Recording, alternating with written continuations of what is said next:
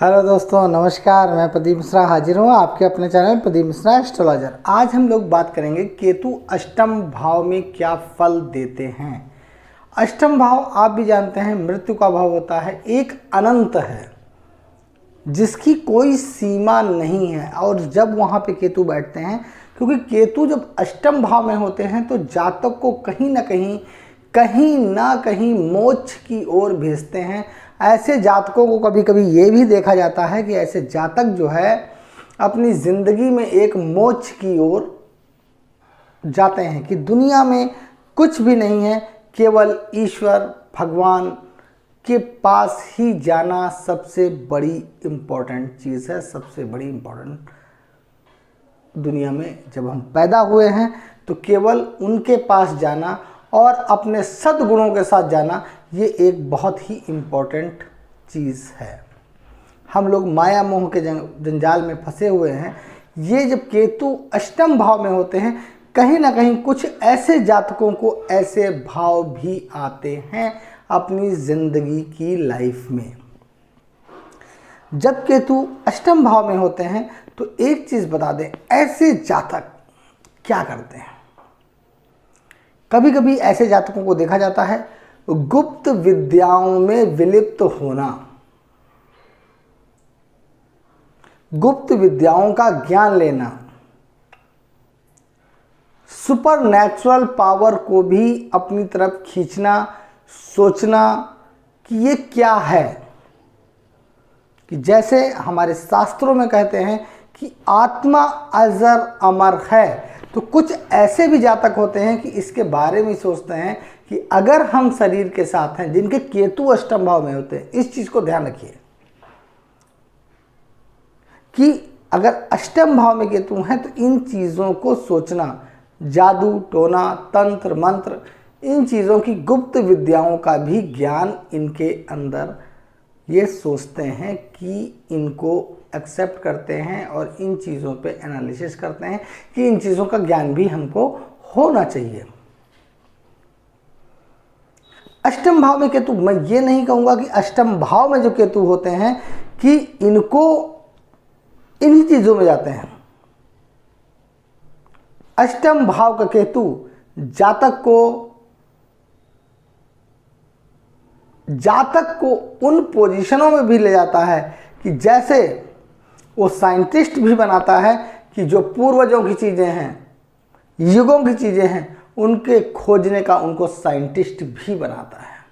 ये मैं नहीं कहूँगा कि वहाँ पे ही इन चीज़ों को ले जा, depend your conditions, planets effect, degrees effect, नक्षत्र, ये सब चीज़ें डिपेंड करते हैं और प्लैनेट्स कैसे हमारी कुंडली में बैठे हुए हैं। अब काल पुरुष की कुंडली के हिसाब से यहाँ पे अष्टम भाव मंगल की वृश्चिक राशि आएगी, लेकिन अगर लग्न मंगल होगा ना, लेकिन अदर कुंडलियों में अष्टम भाव में मंगल की जगह और भी कोई राशि हो सकती है। तो डिपेंड करेगा कि जिस राशि के स्वामी के घर में केतु बैठे होंगे तो उसका मजबूत होना भी वहाँ पे ज़रूरी है, क्योंकि ये छाया ग्रह हैं। मैंने अपने पिछले वीडियो में भी आपसे चर्चा की थी, तो मैंने बताया था कि ये जिस घर में बैठते हैं उस घर को एब्जॉर्ब कर लेते हैं। एब्जॉर्ब करने का मतलब उस घर को अपना मान लेते हैं अगर ये अकेले बैठे हुए हैं। मैं कुछ चीज़ें ऐसी नहीं कहता कि मैं कुंडलियों पे एप्लीकेबल भी करता हूँ और देखता भी हूँ कि मैं आपको बता दूँ, अगर राहु केतु किसी भी कुंडली में अकेले बैठे हुए हैं, जैसे राहु के साथ भी कोई प्लैनेट नहीं है और केतु के साथ भी कोई प्लैनेट नहीं है, तो मैं आपको एक चीज़ बता दूं, ऐसी कुंडलियों में अगर राहु केतु अच्छे घर में बैठे हुए हैं तो वो कुंडली लगभग 40% अच्छी कुंडली मानी जाती है। लेकिन जब इनके साथ कोई प्लैनेट्स बैठ जाता है और उस प्लैनेट्स के इफ़ेक्ट उतने अच्छे नहीं होते तो उस कुंडली में ये प्रॉब्लम्स आती हैं। कुंडली में कहीं ना कहीं कुछ ड्रॉबैक्स आते हैं जो उस कुंडली पर डिपेंड करता है कि उनके साथ कौन सा प्लैनेट बैठा हुआ है और किस डिग्री पर बैठा हुआ है। लेकिन यहाँ पे हम बात कर रहे हैं केतु की। केतु जब अष्टम भाव में है तो ऐसे जातक पूजा पाठ, संन्यास, कुछ कंडीशंस ऐसी बनती हैं कि ऐसे जातक इन कंडीशनों पे निकल जाते हैं। कारण कुछ भी हो सकता है, घर की परेशानी या घर में कुछ ऐसी दिक्कतें जो जातक को माया मोह से विरक्त कर देती हैं। उसको विरक्त क्या कर रहा है? विरक्त कर रहा है उसकी कुंडली के प्लैनेट्स से रिलेशन, उसकी कुंडली जातक की क्या है। केतु यहाँ पे ऐसा भी नहीं है, ऐसे जातकों को साइंटिस्ट भी बनाते हैं। गुप्त ज्ञान कि जो हमारे अरबों खरबों साल पहले इस धरती पे क्या हुआ, कैसे हुआ, जो कहते हैं कि जो ज्ञान था, जैसे साइंटिस्ट कहते हैं यहाँ पे डायनासोर थे लेकिन हम लोगों ने नहीं देखे, लेकिन साइंटिस्ट इन चीज़ों को खोज रहे हैं। तो ऐसे साइंटिस्ट भी बनाता है केतु अष्टम भाव में।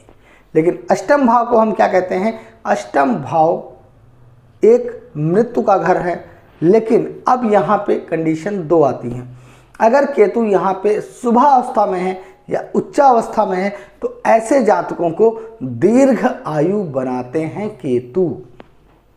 लेकिन अब यहाँ पे कंडीशंस दो फंसती हैं कि अगर केतु यहाँ अशुभ अवस्था में है और उनको अशुभ प्लैनेट्स की दृष्टियाँ पड़ रही हैं और अशुभ कंडीशन में अगर केतु बन रहे हैं तो यहाँ पे जातक को अल्प आयु भी बनाते हैं। जिनके ऊपर बुरी दृष्टियाँ पड़ रही हैं, केतु शुभ अवस्था में नहीं है, तो ऐसे जातकों की दुर्घटना से प्रॉब्लम्स क्रिएट होती हैं।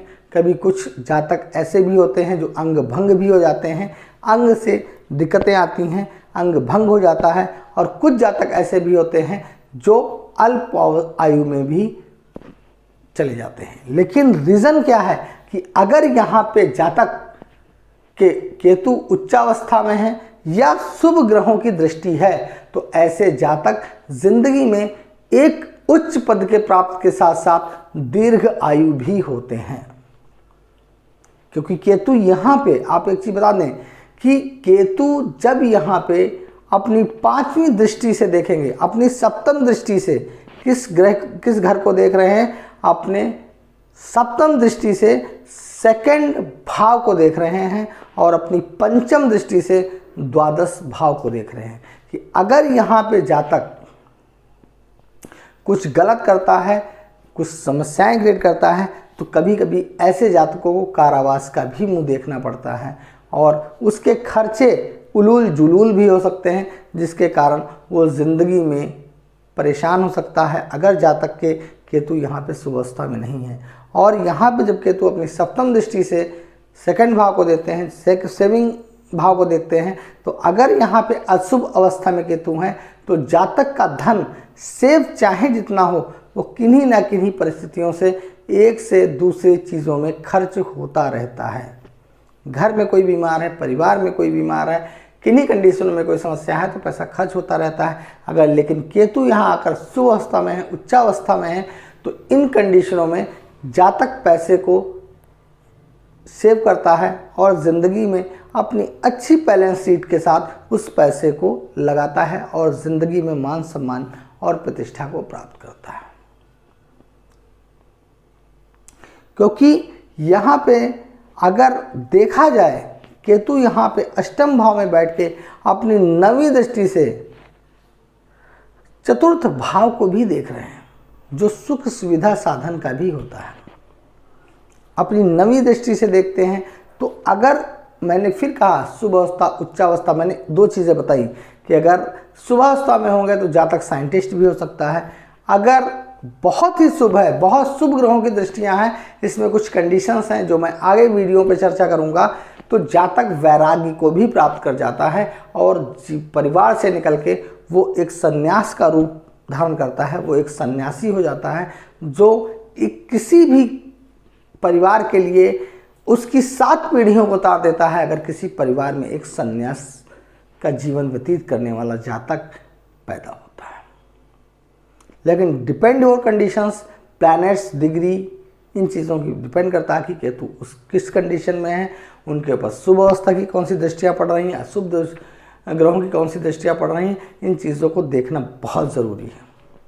अगर किसी जातक की कुंडली में अष्टम भाव में केतु है तो अपने कमेंट्स कर सकते हैं, लेकिन मैं अपने दर्शकों से एक चीज़ कहना चाह रहा हूं कि अगर कोई क्वेश्चंस आप पूछते हैं हमसे, क्योंकि मेरे पास कमेंट्स बहुत आ रहे हैं, मैं एक चीज़ कहना ज़रूर चाहूँगा। मैंने एक जातक को मैसेज भी किया था कि अपना डेट, टाइम, बर्थ प्लेस ये ज़रूर मेंशन करें, क्योंकि मैं केतु की बात कर रहा हूँ यहाँ पे, अष्टम में हो या सप्तम में हो, जिसकी मैं बात कर रहा हूँ।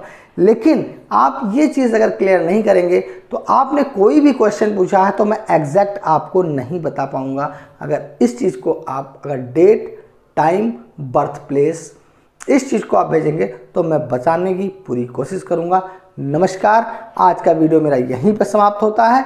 अगर मेरा वीडियो पसंद आए तो लाइक करिए, शेयर करिए, सब्सक्राइब करना बिल्कुल ना भूलिए। नमस्कार।